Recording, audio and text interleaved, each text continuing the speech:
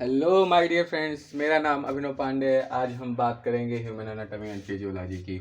आज हम पढ़ेंगे HAP, जिसे इसका शॉर्ट फॉर्म में बोला जाता है HAP, human anatomy and physiology. आज हम डिस्कस करेंगे उसके अभी pharma first semester first lesson की यूनिट फर्स्ट में introduction to human body. Introduction to human body में आपको क्या पढ़ना है? एक सिस्टमिक रूप से ह्यूमन बॉडी में डिस्कस किया जाता है एनाटॉमी एंड फिजियोलॉजी का, और उसमें देखेंगे क्या होता है एनाटॉमी। एनाटॉमी में आप पढ़ोगे उसके स्ट्रक्चर ऑफ द बॉडी। ये एक बॉडी है, ह्यूमन बॉडी है, जिसमें आप इसके स्ट्रक्चर की बात करेंगे। स्ट्रक्चर में क्या आता है? मसल्स जो आपको आई से दिखे, आपकी आंखों से दिखे, उसे ग्रॉस एनाटॉमी कहते हैं। इसमें भी आप ग्रॉस एनाटॉमी, इसके बाद जो माइक्रोस्कोप के मदद से देखा जाए उसे माइक्रोस्कोप एनाटॉमी बोलते हैं, और उसके कार्डवेरिक जो मृत शरीर होता है उसे कार्डवेरिक एनाटॉमी बोलते हैं। तो आप पहले देख लेते हैं एनाटॉमी क्या होता है। एनाटॉमी सब कुछ आप पढ़ेंगे इसी वीडियो में। किस प्रकार एक बॉडी डेवलप होता है, किस प्रकार एक बॉडी में क्या प्रेजेंट होता है, कि किस प्रकार केमिकल से, जैसा कि आप सभी जानते हैं एक केमिकल से ही एक बॉडी डेवलप होता है, उसमें भी आप स्टडी करेंगे इसी लेक्चर में, कंप्लीट करेंगे हम। सबसे पहले हम जानते हैं एनाटॉमी क्या होता है। एनाटॉमी एनाटॉमी की बात करें तो एनाटॉमी में आप लिख सकते हो, anatomy is the science of branch which deals structure of the body. Anatomy आप लिख लो, anatomy anatomy is the study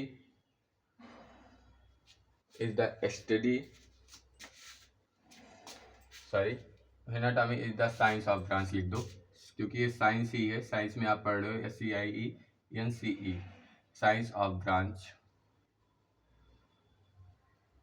which deals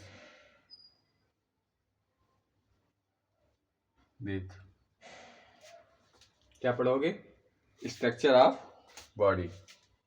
body का स्ट्रक्चर आप पढ़ोगे, स्ट्रक्चर ऑफ बॉडी। एनाटॉमी में आप, anatomy is the science of branch which deal with the study of body, deals with structure of body, which deals with structure of body. Physiology में आप क्या पढ़ोगे? Physiology में आप कुछ नहीं पढ़ोगे। फिजियोलॉजी में लिख सकते हो आप, anatomy is the science of branch which deals with function of body. इसके फंक्शन में आप पढ़ोगे, इसके अंडर जो फंक्शन होते हैं उसमें आप फिजियोलॉजी में आप स्टडी करोगे। तो आप लिख सकते हो डिफिनीशन अपने अनुसार। स्क्रीन कहाँ गई? तो आप आज एनाटॉमी की बात करेंगे। एनाटॉमी में आप क्या क्या आप स्टडी करोगे, इसके कुछ टर्म्स देख लेते हैं। इसमें टर्म्स क्या होता है, एक सबसे पहले देख लेते हैं एनाटॉमी। एनाटॉमी किससे बना हुआ है? एनो से, ANO, एनो प्लस टॉम। एनो प्लस टॉम, एनो प्लस टॉम का मतलब क्या होता है? Cutting up. इसके कटिंग स्ट्रक्चर में जो आप एनाटॉमी का मतलब होता है एना प्लस टोम, जो ग्रीक वर्ड से लिया गया है, इसका मतलब होता है कटिंग अप। इसमें आप देखोगे क्या पढ़ोगे, इसमें लिख सकते हो, तो study of structure of human body is called human anatomy. आप लिख सकते हो, एक टॉपिक और बढ़ा सकते हो, क्या लिख सकते हो? स्टडी ऑफ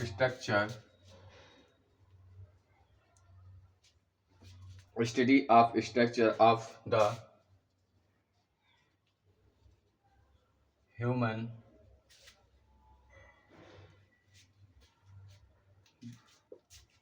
दिख रहा होगा, human body is called human anatomy.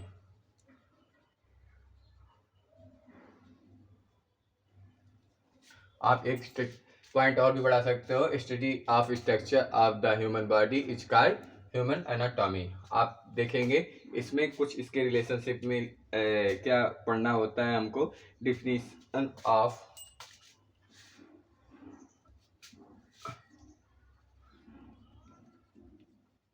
definition of some terms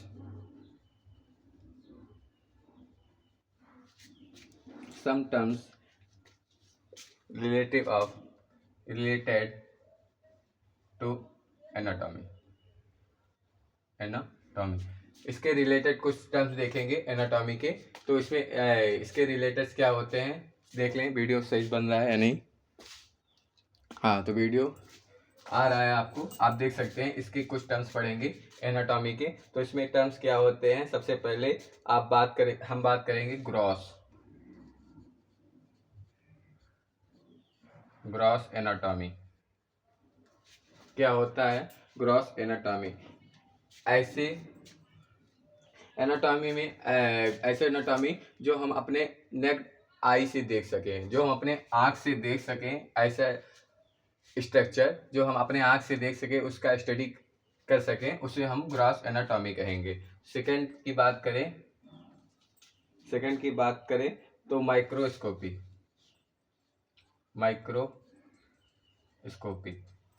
anatomy.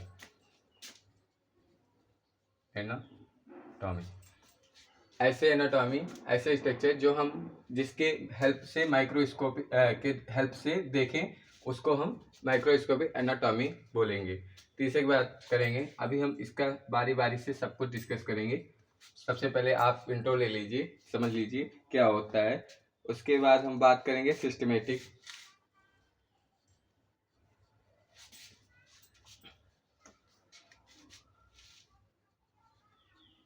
Anatomy. इसमें आप पढ़ोगे क्या? इसमें आप 3 टर्म पढ़ोगे।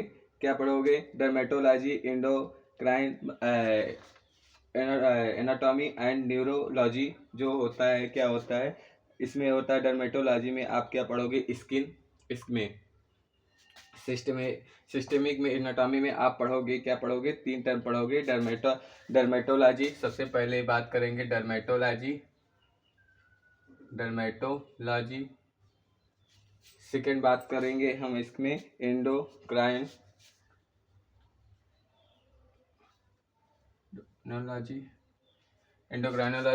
और थर्ड बात करेंगे इसमें न्यूरोलॉजी।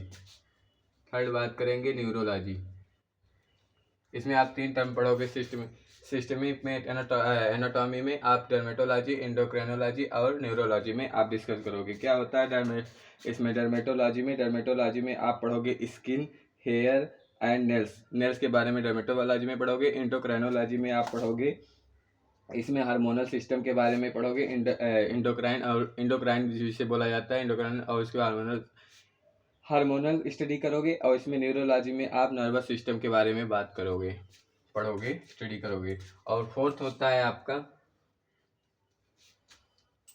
फोर्थ आपका क्या होगा? आप लिख सकते हो क्लिनिकल एनाटॉमी।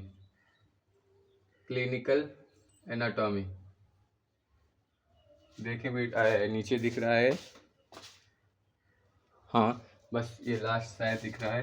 क्लिनिकल एनाटॉमी में आप क्या पढ़ोगे? आप देखोगे कि कैसे एमआरआई होता है, जिसके अंडर में आप स्ट्रक्चर में आप स्टडी कर सकते हो। क्लिनिकल, आप तो एडवांस हो गया है टेक्नोलॉजी, तो क्लिनिकल एनाटॉमी में आप स्टडी करोगे एक्सरे से, एमआरआई से और होने वाले पेट से, पॉजिट्रॉन से, एक्सरे से, ये सब क्लिनिकल एनाटॉमी में स्टडी किया जाता है। तो इसको हम मिटा दें, अगर आप नोट कर लिए हो तो। हम ऊपर बात करेंगे इसकी।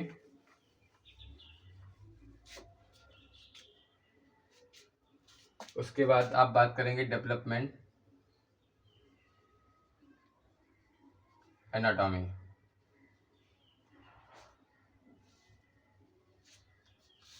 क्या होता है डेवलपमेंट एनाटॉमी में? एनाटॉमी में आप क्या स्टडी करोगे? Development of body structure before birth. जब जन्म से पहले डेवलप होता है हमारा बॉडी मदर्स में, तो हम मदर के यूट्रस में, तो हम उसमें आप पढ़ोगे डेवलपमेंट एनाटॉमी में कि क्या कैसे हमारी बॉडी डेवलप होती है यूट्रस में, एक मदर में। तो उसमें डेवलप एनाटॉमी के अंडर में आप स्टडी करोगे। इसके बाद हम उसमें क्या होता है, कैसे हमारा कैसे हम इसको एम्ब्रियोलॉजी भी बोल सकते हैं। एम्ब्रियोलॉजी में जिसे बोलते हैं भ्रूण विज्ञान। इसमें होता है फर्टिलाइजेशन, जो फॉलोपियन ट्यूब में फर्टिलाइज स्ट्रक्चर को जाइगोट से आपको मदर्स में यूट्रस में आपको यूट्रस डेवलप करते हुए आपको फर्टिलाइजेशन डेवलप करके आपको एक बेबी डेवलप होता है। बेबी डेवलप होता है। इसमें आप डेवलपमेंट एनाटॉमी में पढ़ोगे। इससे पहले आप बात करें, उसके बाद बात करेंगे हम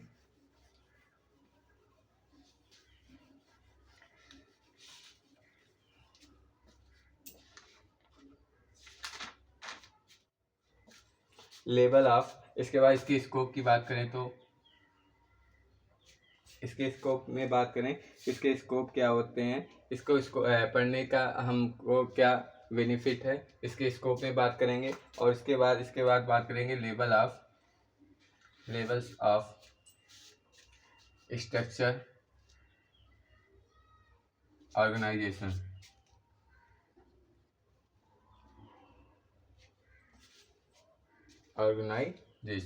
इसमें आप पढ़ोगे, क्या पढ़ोगे, इसमें आप पढ़ोगे किस तरीके से आपने देखा होगा किस सेल से टिश्यू बनता है, टिश्यू से उसके बाद ऑर्गन बनता है, ऑर्गन से किस प्रकार एक ह्यूमन बॉडी बनता है, डेवलप होता है, ये आप पढ़ोगे। इसमें अगर सिस्टमेटिक रूप से पढ़ेंगे तो सबसे पहले आप क्या पढ़ोगे, एक केमिकल्स क्या होते हैं, मॉलिक्यूल लेवल। सबसे पहले आप बात करोगे मॉलिक्यूलर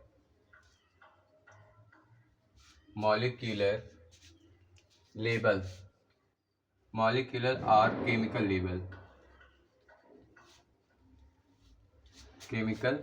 लेवल। सबसे पहले हमारा क्या होता है कि हमारी बॉडी इस मॉलिक्यूलर फंक्शन पे वर्क करती है, केमिकल से डेवलप होती है। तो उसके बाद केमिकल से बनता है, मॉलिक्यूल से बनता है हमारा सेलुलर लेवल। थर्ड हम बात करेंगे टिश्यू लेवल।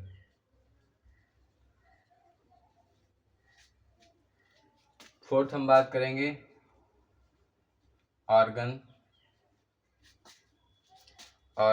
लेवल। फिफ्थ हम बात करेंगे system level.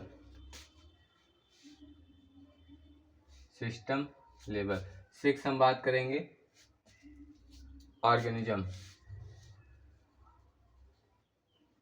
Organism level.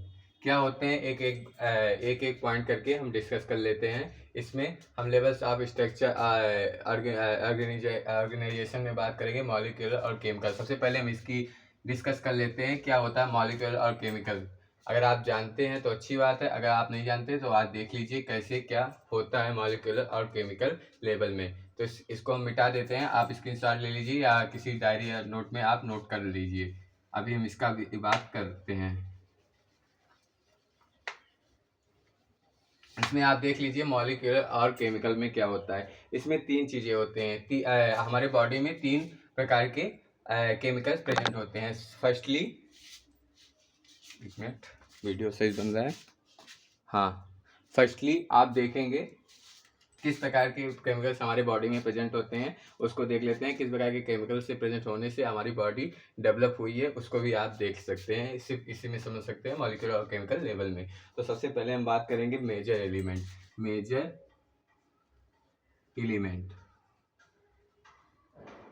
Major element क्या होता है, मेजर एलिमेंट में आप देखोगे, मेजर एलिमेंट में हमारा क्या आता है, मेजर एलिमेंट में हमारा थ्री एलिमेंट आते हैं। क्या, कौन कौन से एलिमेंट आते हैं, सॉरी तीन नहीं चार आते हैं। कार्बन, ऑक्सीजन, नाइट्रोजन, एक और होता है जो बोलते हैं उसको हाइड्रोजन।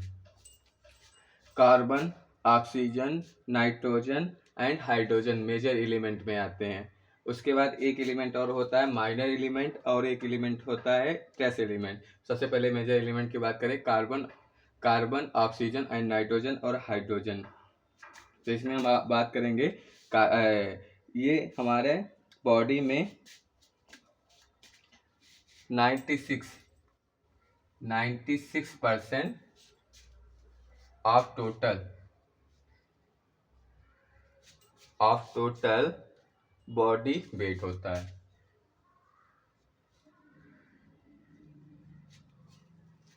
ये हमारा बॉडी है, इसकी बॉडी में 96%, ये पूरी बॉडी का जितना टोटल वेट है ये 96% जो वेट है उससे बना हुआ है। कार्बन, ऑक्सीजन, नाइट्रोजन और हाइड्रोजन प्रेजेंट है। इससे हमारा पूरा बॉडी 96% टोटल वेट है इसका, सिर्फ कार्बन और ऑक्सीजन और नाइट्रोजन और हाइड्रोजन की।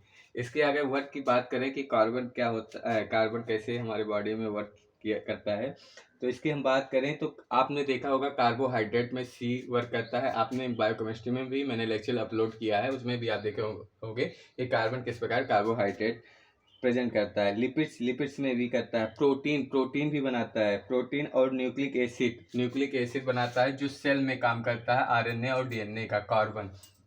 कार्बन का ये वर्क्स हो गया हमारे मेजर एलिमेंट में इन द बॉडी में। ऑक्सीजन की बात करें तो ऑक्सीजन में आप देखे होगे कि वाटर गेन करते हो, एब्जॉर्ब करते हो, उसमें ओ मॉलिक्यूल प्रेजेंट होता है, जिससे कि ऑक्सीजन हमारे बॉडी में बहुत सोर्स होता है एक लाइफ के लिए, वो ऑक्सीजन आप एब्जॉर्ब करते हो। इसमें बात ऑक्सीजन और सेल में भी ये वर्क करता है। ऑक्सीजन ही सेल को डेवलप होने के लिए ज़रूरत नीड होती है ऑक्सीजन की। नाइट्रोजन की बात करें तो नाइट्रोजन में आप देखे होंगे प्रोटीन एंड न्यूक्लिक एसिड, आपने पढ़ा होगा, प्रोटीन में भी पढ़ोगे तो नाइट्रोजन किस तरीके से वर्क करता है उसमें आप पढ़ोगे। उसके बाद वाटर के साथ ही भी ये आता है हाइड्रोजन में भी आप पढ़े होंगे कैसे हमारे ऑर्गेनिक मॉलिक्यूल्स में आयोनाइज्ड होता है H+। वाटर के साथ आर्गन को किस प्रकार नीड होती है H के लिए, ये आप पढ़ोगे। अब बात करते हैं हम सेकंड की, जिसमें आप पढ़ोगे माइनर एलिमेंट।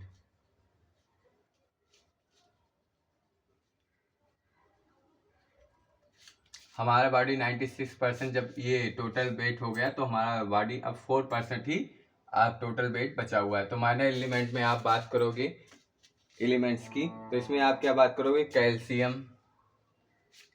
कैल्शियम, उसके बाद आप बात करोगे पोटेशियम, फास्फोरस, पोटेशियम और भी इसके एलिमेंट होते हैं। उसके बाद sulphur, sodium, calcium, phosphorus, potassium, sulphur और उसके बाद सोडियम। और उसके बाद आप बात करेंगे कि मैग्नीशियम, Mg, कार्बन और भी हमारे इसके बाद काम करेंगे Fe, फेरस में। एक मिनट हम वीडियो थोड़ा सा पॉज कर दें।